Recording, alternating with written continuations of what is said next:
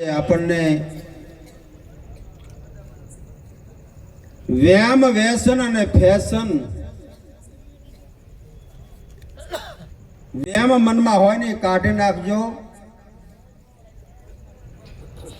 કર્મ પ્રધાન વિશ્વાકર આખા જગતની અંદર જેવું જેવું આપણે કર્મ કર્યો હશે એવો આપણને ભોગવટો મળશે, એવા કુટુંબ પરિવાર મળશે, જમીન જાગીર વૈભવ રાજ વૈભવ આ ક્રમના સિદ્ધાંત પ્રમાણે થાય છે.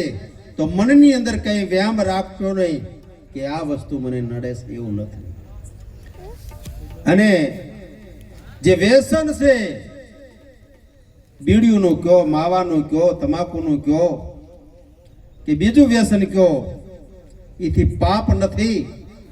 પણ આ ભગવાને જે ભક્તિ કરવાનું સાધન આપણને તન કહેતા શરીર આપ્યું છે એનો ખુવાર વળી જાય છે. તો વ્યસન કોઈ રાખશો નહીં, વ્યસન મુક્તિ બનો, વ્યાયામ મુક્ત બનો અને ફેશન છોડી દો તો ગીરે રામરાજ બની જાય. એટલે એવું આપણને રાઘવરામ મહારાજે સમજાયું.